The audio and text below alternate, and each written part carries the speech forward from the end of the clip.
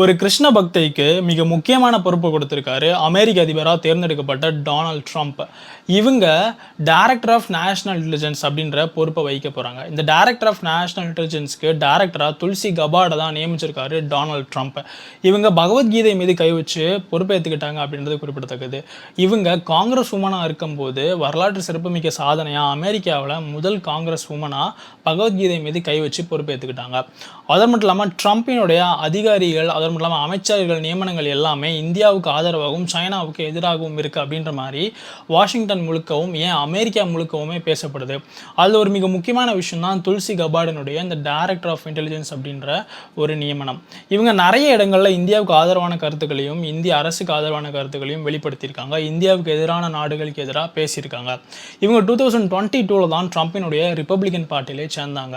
இப்படி 2 வருஷத்துக்கு முன்னாடி சேர்ந்தவங்களுக்கு ஏன் மிக முக்கியமான பொறுப்பை கொடுக்கணும் அப்படின்னு பார்க்கும்போது தான் நமக்கு ஒரு விஷயம் புலப்படுது. அமெரிக்காவில் 2 முக்கியமான கட்சி இருக்குது. ஒன்று ரிப்பப்ளிகன், இன்னொன்று டெமோக்ராட்டிக். தமிழ்நாட்டில் எப்படி ஏடிஎம்கே டிஎம்கே இருக்கோ அதே மாதிரி அமெரிக்காவில் ரிப்பப்ளிகன், டெமோக்ராட்டிக்.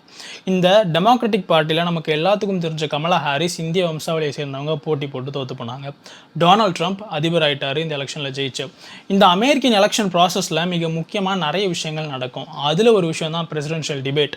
இந்த டிபேட்டில் என்ன பண்ணுவாங்க அப்படின்னா 2 கட்சியை சேர்ந்த வேட்பாளர்களும் நேருக்கு நேர் நின்று விவாதிச்சுக்கிடுவாங்க. இது அமெரிக்கா முழுக்க லைவ் டெலிகாஸ்ட் ஆகும். எல்லா மக்களும் கூர்ந்து நோக்குவாங்க. நடுநிலைமையாக ஓட்டு போடுறதுக்கு அந்த நேரத்தில் முடிவு பண்ணக்கூடிய நிறைய மக்கள் இந்த பிரசிடென்ஷியல் டிபேட்டில் யார் சிறப்பாக டிபேட்டில் ஜெயிக்கிறாங்களோ அவங்களுக்கு ஓட்டு போடணும் அப்படின்ற மாதிரி முடிவெடுப்பாங்க. ஸ்விங் ஸ்டேட்ஸில் இருக்கிற மக்களும் இதுதான் மிக உன்னிப்பாக கவனிப்பாங்க. இந்த டிபேட்டில் கமலா ஹாரிஸ்க்கு எதிராக என்னென்ன பேசணும் அப்படின்ற அவங்களை எப்படி டேக்கிள் பண்ணணும் அப்படின்னு நிறைய விஷயங்களை ட்ரம்ப்புக்கு எடுத்து கொடுத்தாங்க தான் துல்சி கபாட். அது மட்டும் இல்லாமல் இவங்க ஒரு இந்து பெண்மணியாக இருக்கிறதுனால கமலா ஹாரிஸ்க்கு எதிராக இந்தியர்கள் அதிகமாக வசிக்கக்கூடிய இடத்துல ரொம்பவே எஃபிஷியண்ட்டாக துல்சி கபாட் வச்சு பிரச்சாரம் பண்ணார் டொனால்ட் ட்ரம்ப். இந்த மாதிரியான நிறைய விஷயங்கள் தான் ட்ரம்ப் ஜெயிக்கிறதுக்கும் ஒரு காரணமாக இருந்திருக்கு. அதனாலவே இவங்களுக்கு இந்த மிக முக்கிய பதவியை கொடுத்துருக்காரு. இந்தியாவினுடைய ஃபினான்ஸ் மினிஸ்டர் நிர்மலா சீதாராமன் கூட துல்சி கபாடினுடைய அந்த டைரக்டர் ஆஃப் இன்டெலிஜென்ஸ் பதவிக்கு வாழ்த்து தெரிவிச்சிருக்காங்க. 2022க்கு முன்னாடி இவங்க டெமோக்ராட்டிக் பார்ட்டியில் இருந்தாங்க. துல்சி கபாடை பொறுத்தளவுக்கு அவங்க செனட்டராக இருந்திருக்காங்க, இராணுவத்தில் லெஃப்டினன்ட் கர்னலாக இருந்திருக்காங்க. ஈரான், ஆப்கான் மாதிரியான நாடுகள்லாம் அமெரிக்க இராணுவத்துக்கு ஆதரவாக பணியாற்றியிருக்காங்க அப்படின்றதும் குறிப்பிடத்தக்கது. இவங்க 22ல் ட்ரம்ப்புடைய கட்சியில் சேர்ந்து ட்ரம்ப்புக்கு ஆதரவாக மிக எஃபிஷியண்டாக பிரச்சாரம் பண்ணதுனால தான் இவங்களுக்கு இந்த மிக முக்கியமான பதவியை கொடுத்துருக்காரு. அது மட்டும் இல்லாமல் 2020 டெமோக்ராட்டிக் பார்ட்டியினுடைய பிரசிடென்ஷியல் கேண்டிடேட்டாகவும் துல்சி கபாடினுடைய இந்த பேர் அடிபட்டுச்சு. இவ்வளோ முக்கியமானவங்க ட்ரம்ப்புக்கு ஆதரவாக ரிப்பப்ளிகனில் சேர்ந்து பிரச்சாரம் பண்ணது தான் இந்த அளவுக்கு உயரிய பதவி அடைய காரணமாக இருந்திருக்கு. இவங்களை பொறுத்தளவுக்கு இந்தியாவுக்கு எதிராக பேசக்கூடிய நாடுகளான துருக்கி, பாகிஸ்தான் இந்த மாதிரியான நாடுகளினுடைய தலைவர்களுக்கு எதிராக நிறைய கருத்துக்களை சொல்லியிருக்காங்க. உதாரணத்துக்கு டர்க்கினுடைய பிரசிடென்ட் எர்டோகன் பயங்கரவாதத்துக்கு எதிராக செயல்படுறன்ற பேரில் அதுக்கு ஆதரவு கொடுக்காரு அப்படின்னும் வெளிப்படையான விமர்சனங்களெல்லாம் முன் வச்சிருந்தாரு. அது மட்டும் இல்லாமல் சீனாவுக்கு எதிரான நிலைப்பாடு கொண்டவங்க இவங்க கொஞ்சம் வருஷத்துக்கு முன்னாடி இந்திய பிரதமரை சந்திக்கும் போது பகவத்கீதையை அவருக்கு பரிசாக கொடுத்தாங்க அப்படின்றதும் குறிப்பிடத்தக்கது. அது மட்டும் இல்லாமல் இவங்க ஒரு வீகன், கேக், பால் இந்த மாதிரியான விஷயங்கள்லாம் சாப்பிட மாட்டாங்க. யோகா, மெடிடேஷன் இந்த மாதிரியான விஷயங்கள்லாம் நம்பிக்கை கொண்டவங்க. இஸ்கான் அமைப்பில் மிகவும் ஈடுபாடோடு செயல்படக்கூடியவங்க தான் துல்சி கபாட். அது மட்டும் இல்லாமல் இவங்க ஒரு கிருஷ்ண பக்தி, வைஷ்ணவின்னு சொன்ன உடனே நம்ம இவங்க எல்லாருமே இந்தியன் ஆரிஜினாக இருப்பாங்களோ அப்படின்ற மாதிரி யோசிப்போம். ஆனால் அதுதான் இல்லை. இவங்க ஒரு அமெரிக்கன் ஆரிஜினை சேர்ந்தவங்க தான். ஆனால் இவங்க கிருஷ்ணர் மேலே மிக நம்பிக்கையாக இருக்கக்கூடியவங்க. பகவத்கீதையை வாசிக்கிறதன் மூலமாக மன அமைதி கிடைக்கும் அப்படின்லாம் நிறைய இடங்களில் தெரிவிச்சிருக்காங்க.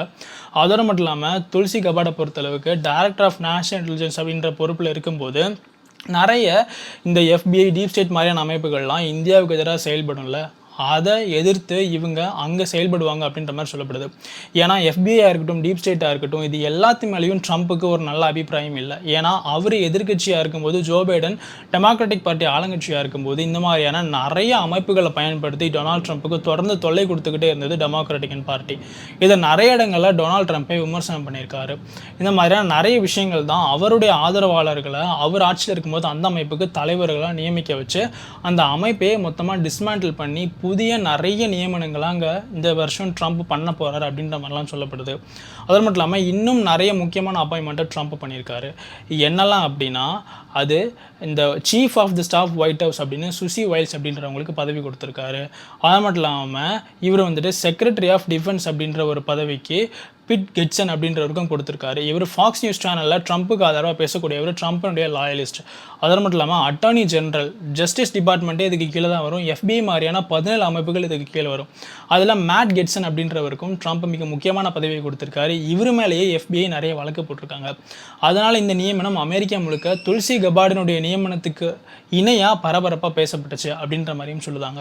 அது மட்டும் இல்லாமல் டோஜ்ன்ற ஒரு அமைப்பு உருவாக்கியிருக்காரு. இதில் இந்திய ஆதரவாளரான விவேக் ராமசாமியையும் அதோடு மட்டும் இல்லாமல் எலான் மஸ்கையும் போட்டிருக்காரு. என்ன பண்ண போகுது இந்த டோஜ் அப்படின்ற அமைப்புனா டிபார்ட்மெண்ட் ஆஃப் கவர்மெண்ட் எஃபிஷியன்சி அப்படின்றது தான் இதோட அப்ரிவேஷன். இவங்க என்ன பண்ண போகிறாங்க அப்படின்னா ட்ரம்பை பொறுத்தளவுக்கு அமெரிக்காவுடைய ஃபெடரல் கவர்மெண்ட்டில் நிறைய அமைப்புகளில் இருக்கக்கூடிய அதிகாரிகள் தேவையில்லாமல் சம்பளம் வாங்கிட்டு இருக்காங்க. 2 பேர் வேலை செய்யக்கூடிய இடத்துல 10 பேர் வேலை செய்தாங்க. இதனால் அமெரிக்க அரசுக்கு வருஷத்துக்கு $2 trillion அளவுக்கு நஷ்டம் ஏற்படுது. அதனால் இவங்க எல்லாத்தையுமே லே ஆஃப் பண்ணவோ இல்லை வேறு டிபார்ட்மெண்ட்டுக்கு ட்ரான்ஸ்ஃபர் பண்ணியோ வேலை வாங்கணும். அது மட்டும் இல்லாமல் ஒர்க் ஃபோர்ஸை கம்மி பண்ணி எஃபிஷியண்ட்டாக கவர்மெண்ட்டை கொண்டு போகணும் அப்படின்றதுக்காக தான் இந்த டோஜ்ன்ற அமைப்பை உருவாக்கியிருக்காரு. இதனுடைய தலைவராக விவேக் ராமசாமியும் எலான் மஸ்கையும் போட்டிருக்காரு. இவங்க 2 பேருமே ரொம்பவே எக்ஸ்ட்ரீமிஸ்டான கேபிட்டலிஸ்ட் அப்படின்றதும் குறிப்பிடத்தக்கது.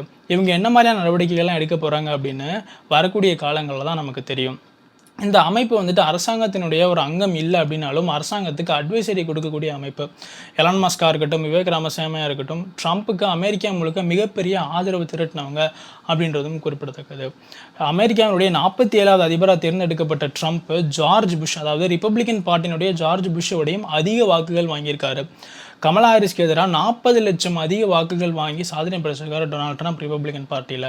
அது மட்டும் இல்லாமல் இவர் வெள்ளை மாளிகையில் ஜோ பைடனையும் சந்தித்து பேசியிருக்காரு. இவர் பதவி ஏற்றதுக்கப்புறம் நிறைய உலக தலைவர்கள் இவர்கிட்ட பேசியிருக்காங்க. இவர் ஜனவரி 20 தான் பதவியேற்க போகிறார் அப்படின்னாலுமே இந்த 2 மாதம் டிரான்சிஷன் பீரியட் அப்படின்ற மாதிரி சொல்லுவாங்க. இதில் இவருடைய நியமனங்கள் எல்லாமே இந்த அளவுக்கு பேசுபொருள் ஆகும் பொழுது இவர் ஆட்சிக்கு வந்தார் அப்படின்னா என்ன மாதிரியான முடிவுகள்லாம் அதிரடி எடுக்க போகிறார் அப்படின்னு உலக அரசியலே இதை உற்று நோக்கிட்டு இருக்கு. நிறைய நாடுகள் பதட்டமாகவும் இருந்துகிட்டு இருக்காங்க. இந்த வீடியோ உங்களுக்கு பிடிக்கும் அப்படின்னா கமெண்ட் பாக்ஸில் கமெண்ட் பண்ணுங்க. உங்களுக்கு பிடிக்கலனாலும் உங்கள் கருத்துக்களை கீழே சொல்லுங்கள். மேலும் உங்களுக்கு எந்த வகையான வீடியோ வேணுங்கிறத கமெண்ட் பாக்ஸில் சொல்லுங்கள். நம்ம சேனலை சப்ஸ்கிரைப் பார்க்குறவங்க சப்ஸ்கிரைப் பண்ணிடுங்க. நன்றி.